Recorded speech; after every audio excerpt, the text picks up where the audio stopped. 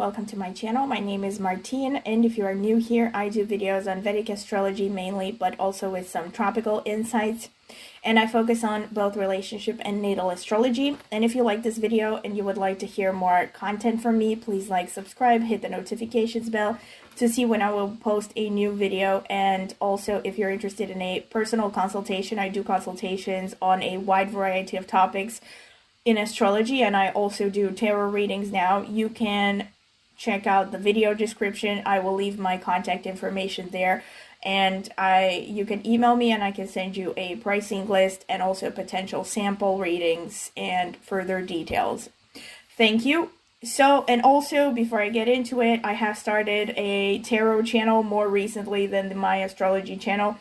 And also, if you're interested in tarot, maybe check it out. I'm going to link it in the video description and also in the pinned comment. I would be grateful if you would subscribe to it also. Okay, so thank you. So today's topic is going to be on a subject that I wanted to talk about for quite some time now. It is not related to astrology. However, it is a topic that I guess is of general interest, and it is of interest to me, particularly because I am a woman, and a straight woman, technically speaking. It is namely the subject of hypergamy, and I did say that I was going to make a video on this, so before I get into it, please bear with me. These are just going to be my opinions, and I am going to try to explain my point of view about hypergamy and try to back it up with rational arguments as much as possible. And the reason I wanted to talk about this is because I really feel like hypergamy and a bunch of other reasons, a bunch of other, let's say, I would say pseudo-scientific arguments like hypergamy are basically being used to attack the women's rights movement or feminism. Because they coincide or they overlap, although not entirely. But again, I actually was planning on just making a video at some point on feminism and my views of feminism, maybe at some point. So please comment in the comment section if you would like to see that. But I digress. So hypergamy. For those of you who don't know, hypergamy is the concept that women, straight women at least, within society only date men who are on the same level or on a higher level than they are when it comes to social or economic status, mainly economic status, right? So the notion that basically women will date men who, in plain English, make more money than they do. And the reason I say that this argument of hypergamy, and the fact that it is biologically determined, right? I mean, you hear a bunch of people online, and I think even Jordan Peterson has borderline, touched upon, maybe not the subject of hypergamy, but definitely the subject of biological differences between men and women, and has basically made it, sound like biological differences are set in stone and that, they are absolutely unchangeable, and that basically this is somehow a reason to, even though he didn't say it directly, and neither did many of these, anti-feminist crowds say it directly, but basically the ultimate goal is to push for the idea that feminism was a mistake, and that, basically, women shouldn't get equal rights. I mean, I don't even know exactly what they're pushing for, but I think that's really the underlying, the underlying motivation of this anti-feminist crowd is basically to limit women's freedom. Especially when it comes to this topic of hypergamy, you see a bunch of people, especially men, trying to make it sound like, women are doing too well in society, right? Women now are, in many countries, making making up the majority of the population of people who have a college degree, that they are making more and more money, they're gaining more positions of, let's say, power. At least this is the rhetoric, right? And as a consequence, they are staying single because they don't find men that make more money than they do. And as a consequence, of course, it's mostly men who suffer out of this, or it's mostly the men who are bringing up these topics, right? Trying to make it sound like, well, I don't even know exactly what they're pushing for. The idea that women should be put down and deprived of education just so they can find the average man attractive, or what? I mean, to me, I see it as, first of all, if women are doing better, I think it should be a motivator for men to try to do better as well. But, aside from that, right, my main argument, in any case, I'm rambling a little bit, but my main argument against hypergamy, see, I'm not disputing the fact that hypergamy, to a large extent, is due to biology. What I do dispute, however, is the idea that it is an unchangeable trait. Basically, you're born hypergamous if you're a woman, just as you are born with a certain eye color, and you cannot change that. Basically, that is the general argument of hypergamy, which I think is complete BS. The truth is, and I have to get a little bit into biology here, which I find very fascinating, that we live in a world where, when it comes to biology and the scientific perspective on life, it seems that either people nowadays completely ignore it, so you have, basically the predominantly far left crowd that makes it sound like we can just completely ignore biology and just do whatever we want, right? Because, we are above nature, basically. We are the best species ever, and we can just create any reality that we want. Or you have people considering the biological perspective, but they use the biological perspective to justify their own bullshit, or to justify fatalistic views on society. Like, for instance, hearing people say, I've heard men say, for instance, stuff like, well, men will cheat in relationships because our cousins, the chimpanzees, also are polygamous. And chimpanzees are our closest genetic relatives, therefore we can act like chimpanzees. This kind of line of thinking, which is such complete and utter BS. It's kind of like, well, yeah, chimpanzees also eat ants out of logs with little sticks, and they also, eat the fleas off each other's backs. So there are loads of things that chimpanzees do that humans shouldn't do, nor would we want to, nor would it benefit us to do what chimpanzees do. This is just a small example, but just as people have used this silly argument about, well, our closest relatives, the monkeys, are polygamous, so we can be polygamous, without actually taking into account what impact this would have on general society and the mental and emotional health of people in general. You see a lot of people also using biology to excuse all kinds of bad behaviors in society.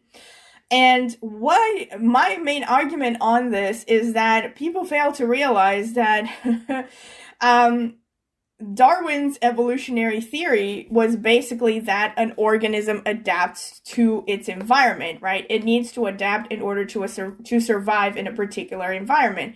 However, what people fail to realize is that when it comes to the environment part, now we are in a stage where we can control the environment to a large extent, okay? So it's like we are not completely at the mercy of nature. So if you're talking about, animals that live in the wild, they need to adapt to nature. They need to adapt to the conditions, the weather conditions, the natural conditions, the law of the jungle, eat or be eaten, that kind of thing. But we live in societies that we create and we organize, and we have been living like this for a while now. It's just that people seem to fail to realize these very simple facts of life, that we control the environment, kind of reminds me of the Twilight Zone. We control the horizontal and the vertical. Okay, bad joke anyway. But like, we do influence the environment to a large extent, and we have influenced the environment to a large extent for a long time because we are on top of the food chain. We don't have natural predators anymore, and nor have we had for a long time now. And furthermore, when it comes to people within the species, of course, there are differences between different groups, right? So, people of different races, and of course, people of different genders. Women and men do not live in the same reality, nor have they lived in the same reality for a long time. And what I mean by that is, the truth is that for a woman to survive, it took different characteristics than it took for a man to survive and to pass on his genes. Right? I mean, and where I'm going at with this is that hypergamy, as far as I am from where I'm standing, let me put it like that, is clearly an evolutionary adaptation to women having to live in a world that was severely discriminating against them. And this is for most of human history. And I mean, where exactly do you think hypergamy comes from? Let's be real. You know, women for most of human history, I mean, minus a very small portion of our history, like roughly the past 100 years, right, when women have been able to get an education and make a living, let's say roughly 100 years, maybe 200 years, let's say, if you stretch it in some cultures. Women have been able to make their own money, you know, and support themselves. But for most of human history, women have been completely dependent on their husbands. If the husband was doing well, then the woman was doing well. It was as simple as that, as simple as that, right?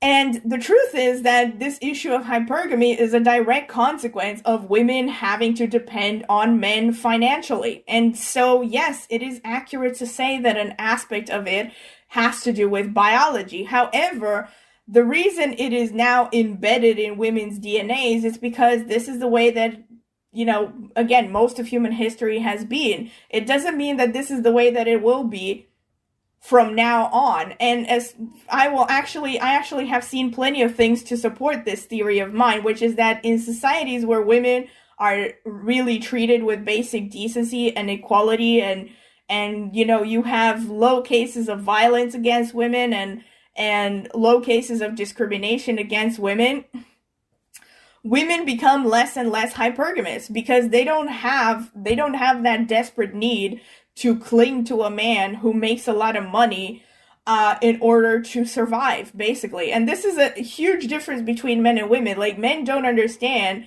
that how women have functioned, basically, for most of human history. Men have deluded themselves that women were happy, right? And that women just wanted to get married and have kids, so they would, you know, they were happy to depend on a man. But that's bullshit. For most of human history, women have married out of desperation or married for survival, right? And it's like, and basically, you know, 2,000 years ago or 3,000 years ago, let's say 2,000 and something years ago, right? You had a much higher chance of survival if you would have been one of Caesar's concubines than being the loyal, loving wife of one of his foot soldiers who could have easily dropped dead within 2-3 months and leave you destitute on the streets with maybe 2-3 kids to feed in a world that was severely hostile to women.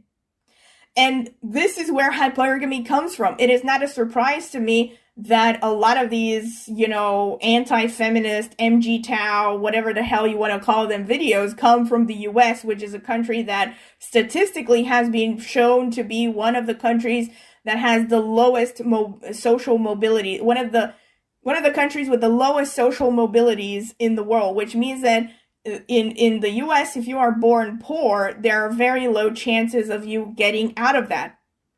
So, and on top of that, judging by the Me Too movement and the feminist anger and all this stuff, it is not exactly an environment that is fair towards women, right? If you would have a society where women are not discriminated against, where there are no cases of harassment, there are no cases of, you know, mindless violence against women, there are no cases of women being assaulted and then the police asking what they were wearing. Basically, if you have a society where women are treated fairly and they're treated with basic human decency, and, you know, they are given the chance to support themselves financially, and they don't have to cling on a man to survive, you will not have cases of women being hypergamous. The reason why women are hypergamous, and they are specifically more hypergamous in societies that discriminate against women, because they have to cling to a man to survive. I see the same shit in my own environment, right? I live in a country where, you know, that is not particularly socialist. You know, so it's like, if you're a woman, very few women, in fact, I was thinking about this recently, I am probably the only woman I know who is over 30 and is single and doesn't live with a man, like, and is also not constantly dating and trying to find a man. Because most women in my country, the truth is, cannot really survive on their own. On top of which, there is no, like, you know, welfare state where the government will just pay for you to stay at home and, I don't know, you know, get some money or get money from the government to breed, as it happens in some countries, including Western Europe, right? And in Western Europe, you can technically stay at home as a woman and, you know, just pop one child after another, and the government will give you money to breed, you know? Like, in some countries, I don't know if it's in all countries, but I can think of at least a couple of countries where that is true. And, you know, but basically what I'm trying to say is that, of course, in some countries, women are more hypergamous, right, than in other countries, because, and you know, men don't realize that, I also see this, which is a biological tendency, that men increase violence in society as a way to determine, you know, women to basically have sex with them. Let's be real. It's a biological, you know, instinct that a lot of people don't think about. And, you know, I mean, really, what do you think men are doing by increasing violence against women or discrimination against women? It's basically a way to artificially boost their value on the dating market. But what they don't realize is that by increasing, you know, injustice and oppression against women, they're actually shooting themselves in the foot, because women are becoming more mercenary and more hypergamous. And I was actually, like, to support this theory of mine, I've seen countless pieces of evidence. You know, I remember I had a conversation with a guy who lives in a different country, not in Europe, but in a pretty developed country. And I had a conversation with him, and he was telling me that he was friends with a couple who, where the woman was making more money than the man. And it really made me laugh, because he said, he gave a precise number for this. He said that she was making 2.5 times more money than he was.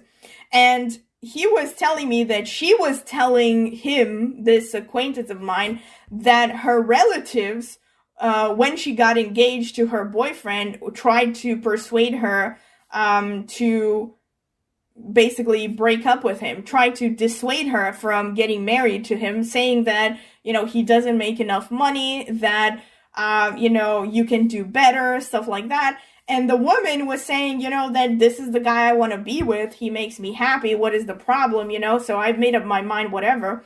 But her relatives didn't want to hear about it. And I said to this acquaintance of mine, I said, you know, I bet this woman feels very secure in her job. And he said, like, he thought about it a little bit, and he said, you know what, I think she is very secure in her job. I mean, she makes good money. She works at the same company for many years now. You know, she works at a job that she likes. And although this guy, you know, didn't continue with this line of reasoning, I can bet that this woman also probably had a strong support network in her life. Like, she probably had, like, family or friends that she could count on in case of emergency. So basically, my point being that, you know, in a society, on top of that, living in a country where, you know, she was treated with basic decency, had no reason to fear for her safety, you know, and had fairness, had basic human rights and all this stuff. It's like women, you know, if she has basic security, she's not going to want to date a guy who makes a lot of money necessarily. She's going to be free to choose a partner that she actually likes. And this is true for all women everywhere. The reason why women are hypergamous is because, again, they don't feel safe. Either they don't feel safe or they don't feel secure. And a lot of the reason, contrary to the gaslighting that comes from men, because like if you try to talk about this to men, they will try to say things like, well, that's the way things are. Or like, women don't feel safe because they're weaker and, you need to just deal with that. But that's not true. Bullshit. I grew up in a former communist country, and in the first 20 years after the fall of communism, I never had to fear for my safety. I only started to have to fear for my safety once we started becoming more multicultural, quote unquote, and more capitalist. And when the system became increasingly more corrupt and the punishments more lenient. Because during communism, and I'm not defending it because I'm not pro-communist, but at the very least they did get this thing right, which is that the population was safe. There were no cases of rapists being convicted with joke sentences 2 years in prison. It was shit, death penalty. Sometimes they wouldn't even get the trial. And the consequence of this was that the world was safe. So it's back during those days, you didn't see a lot of women being hypergamous. First of all, because everyone was poor. But second of all, it was because, if for better or for worse, everyone had basic security. People were not desperate to survive. So, this is what I was this is the main thing that I wanted to say. And of course, you can also argue all kinds of things. Of course, the people who try to bring up this, argument of hypergamy, they try to play victim, especially the male population, right? People who say things like, well, women are hypergamous, and the reason why nobody dates me is because I don't make enough money. Bullshit. A lot of the times when I actually look at these cases of men who use these arguments, there are a million reasons that I can detect that would potentially make them unattractive to a woman that have nothing to do with how much money he is making, but I won't get into this. Maybe I'll get into this in a separate video. But for now, the main thing that I wanted to say is definitely this argument of hypergamy, I think, is an evolutionary adaptation. And the truth is that the more fair society is towards women, the less hypergamous they will become. And I've seen plenty of evidence to support this, because and on top of this, what is really important is that ultimately this is a win-win for everyone, because in societies where women are free, first of all, to not fear for their survival, basically, they are free to choose men who are compatible with them. And as a consequence, they are happy, the partner is happy, and usually the children are happier and healthier. What happens in societies where women are discriminated against mindlessly, I've talked about this in several videos, I myself went through harassment at work, and I have heard of 4 or 5 other women who were sexually harassed by their bosses and pressured to quit their jobs in a society where they don't have any safety net, especially not if you quit your job, right? So if you are pressured to quit your job, you're on your own, you're on your ass, basically, and you have to fend for yourself. And I was lucky, at least the few times that I lost my job, that I had enough savings to support myself, because I made enough money to have savings. And also, in case of absolute emergency, I still have some relatives around that would be, I mean, let's just say I don't think they would let me starve on the streets, but a lot of women don't have any basic security. So, of course, they are hypergamous. I know countless cases of women in my own society who have told me things like, I moved in with my first boyfriend because he had his own place. And I could no longer afford to pay for my stuff. And a lot of cases like this where women cannot afford to support themselves, and it's not out of their own fault, contrary to what the Jordan Petersons of the world are trying to say. It's because they are discriminated against. Either because they're pressured to quit their jobs, or because they're not given promotions, or because they're hired on salaries that are markedly different, lower than a man's, even for the same job. So, and because they're not making enough money, or sometimes it's because they don't feel safe. I know cases of women who live in crappy neighborhoods where they're afraid to sleep at night, unless they have a partner. Because, so it's like, you know, this is what makes women hypergamous. It's like, this kind of like stress and discrimination and unfair treatment is what is pushing women to be like, you know, looking at men like, you know, they're kind of like drowning people, looking at men like they're life rafts. You know, I need to cling to the biggest one. The one who makes the most money, or the one who has the best connections, or who has the highest status, or whatever, in order to survive. And what happens, again, what I was going to say is that what happens in these hypergamous societies, it's usually because, of course, in these societies, these are also the most narcissistic societies. So the kind of men who make the most money are usually mentally deranged. You're talking narcissists, psychopaths, sociopaths, whatever. And the women who marry them, first of all, waste their entire lives, or most of their lives, manipulating these men in order to get money from them, instead of focusing on developing their own talents and their own abilities. And on top of which, the children are miserable because they get raised in these BS environments with bad fathers and bad husbands, and see their mothers being depressed. So, I mean, this is what I've seen, at least from my observations. I know it's kind of like an oversimplification, but, you know, I've seen it so often where it checks out. What can I say? I wish that I were wrong, honestly. But, yeah, this is something that I wanted to say about hypergamy. And on top of that, you know, I resent the idea that there's like this attitude of like, well, we need to put women down so that men can feel better about themselves, which is ridiculous. You know, it's like basically saying that, well, women are starting to do too well in society, and we should, you know, remove the good specialists of the world just because they're women, so that, you know, so that men can feel bigger and stronger by comparison, and so that women can find them more attractive, which is ridiculous. And aside from all this, aside from the hypergamous, let's say the biological aspect of hypergamy, and the reason why women, the reason why women don't date men who make less money also has some social explanations. I actually remember reading a study about this where, you know, a lot of women don't want to date men who make less money because, and this actually, again, there have been statistics to support this, that when the woman makes more money than the man, it's actually a reason for the man to become aggressive against the woman. So it might be an increase of a risk for, you know, basically violence within the relationship. And again, this stems from, you know, cultural prejudice and social pressures that no longer make any sense in today's world. But, you know, back to basically macho culture, what can I say?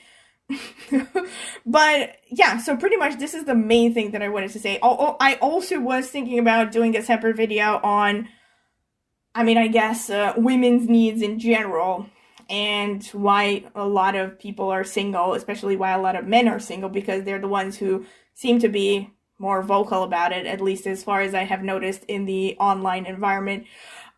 So please comment in the comment section if you would like to see more topics connected to this, which are not astrology related.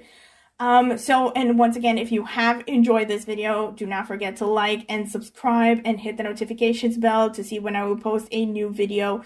And also, if you're interested in a personal consultation, I do consultation on a wide variety of topics, including tarot. You can check out the video description. I will leave my contact information there. Thank you.